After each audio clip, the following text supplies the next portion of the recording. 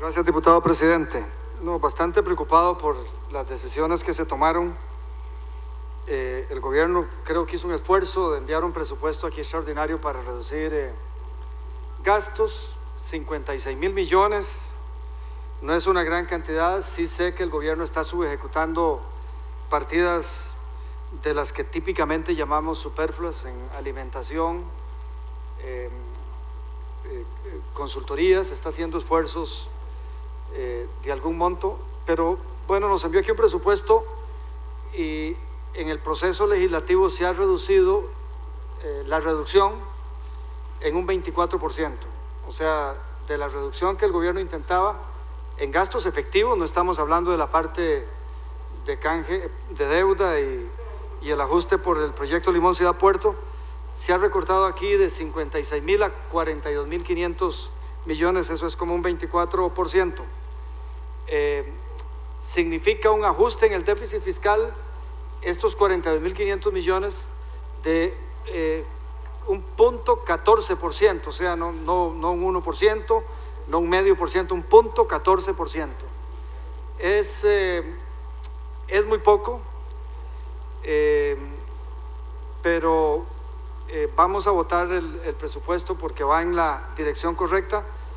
Diputadas y diputados, la economía no está bien, el crecimiento es lento, eso significa menos recaudación, hay un problema estructural en la economía. Hoy oí aquí diputados hablando de la sobrevaloración del tipo de cambio, y esa sobrevaloración obedece a la política económica que se ha venido implantando en los últimos años, una cuenta de capitales abierta que permite que ante la menor diferencia de tasas de interés en colones se inunde el país de dólares, y como tenemos déficit fiscal hay presión sobre las tasas de interés, y entonces ese déficit no se expresa en tasas de interés porque se arbitran hacia abajo a los niveles de las tasas internacionales, más un poco de riesgo por la libertad total en el movimiento de capitales. Y entonces tenemos un tipo de cambio sobrevalorado entre 25 y 30%. Aquí hablamos estos días de los porcicultores, muy sorprendido de las palabras del ministro de Comercio Exterior, casi tomando partido con productores de otros países y con las embajadas de otros países en su enfrentamiento con el ministro de Economía y el de Agricultura. Me sorprende que eso no se haya solventado al nivel privado, porque si hay un litigio comercial en el marco de los tratados, los gobernantes de otros países y los ministros de comercio solo van a tener que citar al ministro don Alexander Mora para probar que tiene la razón, porque él mismo ha dicho que se están rompiendo las reglas. Pero la situación de los porcicultores y de muchos productores es complicada. Nosotros, por las políticas de apertura comercial de este país, los tratados de libre comercio y las políticas de ajuste estructural, se redujeron prácticamente a cero la mayoría de los aranceles a la importación. O sea, esa herramienta ya no existe para proteger al productor. Y si a eso le agregamos una sobrevaloración del tipo de cambio, lo que estamos haciendo es subsidiando las importaciones en un 25-30%. O sea, es albarda sobre aparejo, como dirían mis amigos guanacastecos y mis amigos de Pérez Celedón. Aparte de la eliminación de los aranceles a la importación, la sobrevaloración es un subsidio a las importaciones. Y claro, el castigo al productor nacional, que se expresa en, por ejemplo, menos disposición a invertir. Y eso nos complica enormemente la ecuación de producción. Una cuenta de capitales abierta impide que los déficits de ahorro interno se expresen en tasas de interés. Para el corto plazo se muestran cifras muy adecuadas, muy agradables, pero es artificial. Yo creo que esta es la primera economía del mundo. He estado revisando la historia económica de otros países en que con déficit en el comercio exterior tenemos un tipo de cambio que se sobrevalora mes a mes. Hay países que revalorizan su moneda, pero porque tienen exportaciones tan superiores a las importaciones que tienen, más bien hay una presión de otros países para que sobrevaloren. Pero los países permiten sobrevaloraciones de la moneda después de muchos años, décadas de tener superávit en el comercio exterior. China, Taiwán, la China de hoy, la China de Taiwán, Corea, Singapur, Japón en el pasado, todos esos países vivieron décadas, como lo está viviendo China, con superávit en el comercio exterior y sin embargo subvalorando la moneda para mantener la competitividad.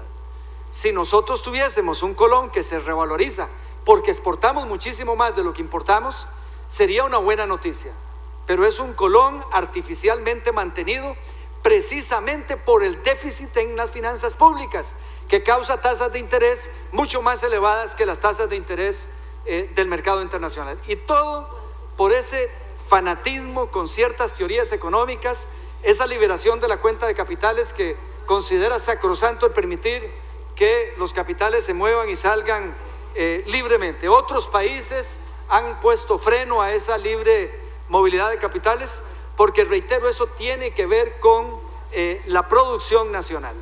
Así que se hace difícil en esas circunstancias materializar el bono que representa la reducción en los precios del petróleo y en general de la energía, que nos debería permitir a nosotros estar en una situación de crecimiento económico mucho más elevado.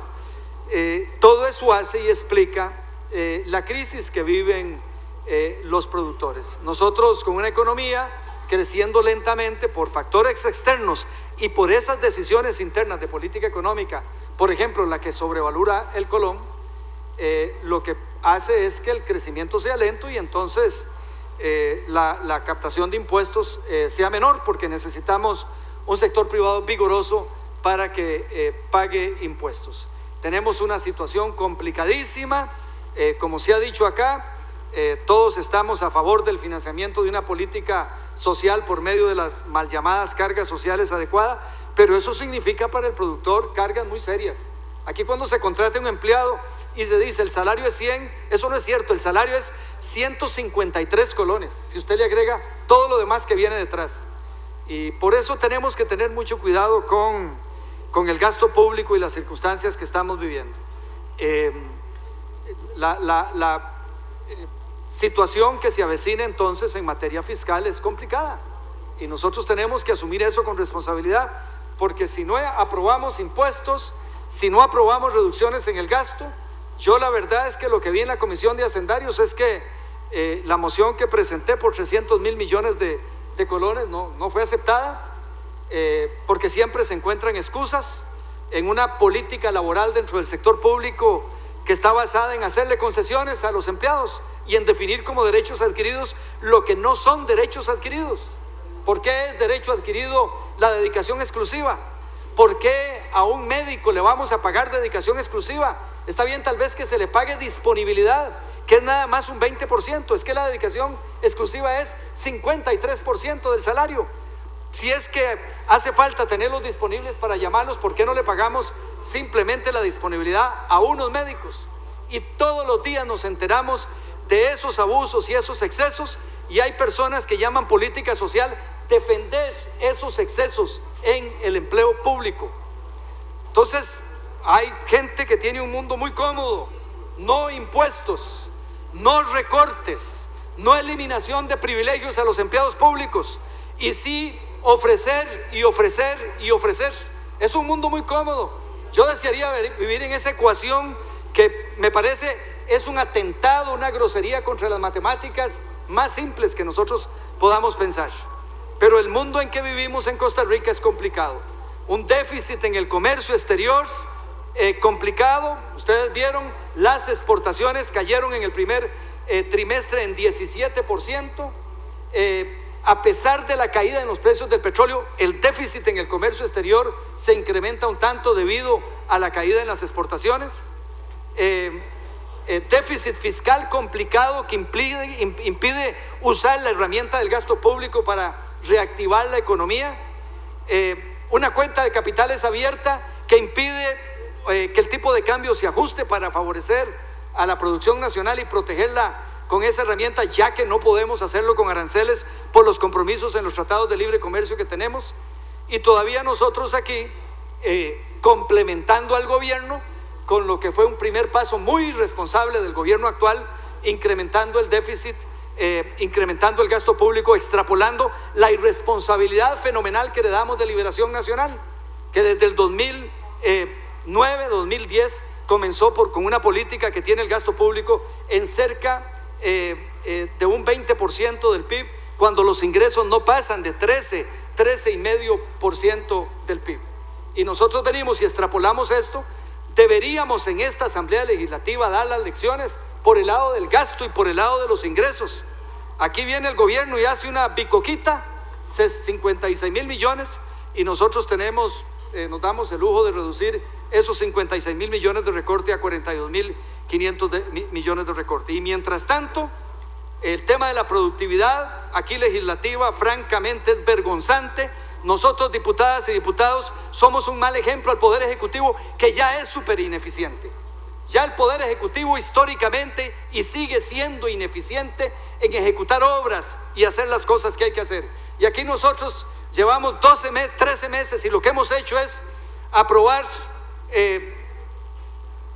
800 millones para geotermia, 450 millones para infraestructura, la ley de expropiaciones, la ley de banca de desarrollo, aprobar algo que yo estuve en desacuerdo, pero es un proyecto sustantivo, la ruta 32, el fideicomiso a San Ramón, y ahí se queda. Todo lo demás son juguetitos, lo que estamos haciendo aquí. Eso es lo que hemos hecho nosotros. Tenemos una agenda de 200 y más de proyectos ahí en el orden del día, listos para darles primer debate, votarlo negativo o positivamente. Esa agenda la podemos limpiar ya, pero haciendo eco de la ineficiencia que nos tiene hundidos en esas tasas ridículas de crecimiento y en un gasto de dineral en política social sin que se reduzca la pobreza. Aquí nosotros hemos optado, y oigo a diputados que hablan de que hay unos que hablan mucho, hemos optado porque solo en lo que haya consenso se puede votar. Acaba de pasarme el asesor aquí de plenario, don Miguel Alfaro, la lista de proyectos que propone la presidencia, para que vea a ver cuáles estoy a favor. ¿Por qué, presidente? Votemos todos, unos vamos a votar en contra y otros a favor. ¿Por qué tenemos que estar todos de acuerdo? Limpiemos esta agenda legislativa. Le dije, todos déjelos ahí, uno los voy a votar en contra, pero yo no voy a obstruir, voy a votar en contra y que siga el flujo legislativo, y voy a sufrir como lo hice hace 20 años cuando se aprobó aquí el PAE 3, después de que Liberación, el partido a que pertenecía, había dicho que no. Pero votemos los proyectos, resolvamos. Aquí trabajamos horas y horas, si es que se llama trabajar, estar sentados aquí, resolvamos. Entonces, diputado, ¿por qué no amplía la lista, diputado presidente? Meta los 200 y resto de expedientes. Tenemos como 5 nombramientos pendientes que la Comisión de Nombramientos envió a este plenario hace días. Tenemos reformas constitucionales ahí en la primera parte del orden del día. ¿Por qué no metemos todo ese paquete y que cada diputado vote como le dé la gana? Pero no esperemos a que estemos de acuerdo para votar. Se vale rechazar, ese es el principio de la democracia. Yo me ilusioné y los felicité a ustedes, diputado presidente, a la alianza. Los felicité por lo que salió anunciado en la prensa, que iban a hacer un acuerdo de 208 bis y que el primer acuerdo era reformar el reglamento para que se permitiera aquí votar las cosas. Hablemos, actuemos como hablamos, diputadas y diputados.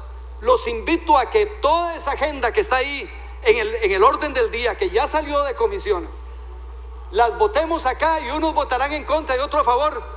En unos casos vamos a perder y otros vamos a ganar, pero resolvamos.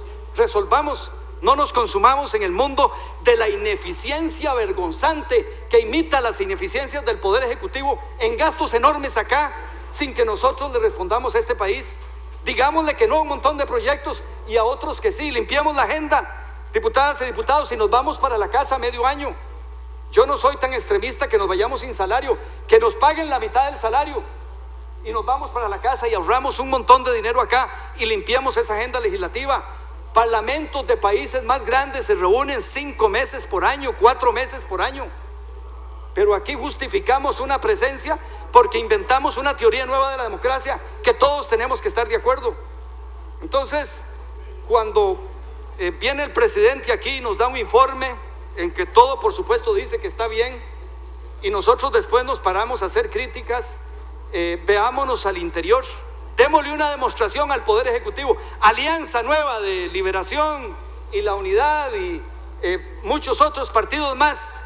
Alianza Nueva, cuenten con mi apoyo para limpiar esta agenda legislativa. Demostrémosle al resto del sector público, ese sector público que está gastando, como lo dije un día de estos aquí, 22 millones de colones. demostrémosles que nosotros sí somos conscientes.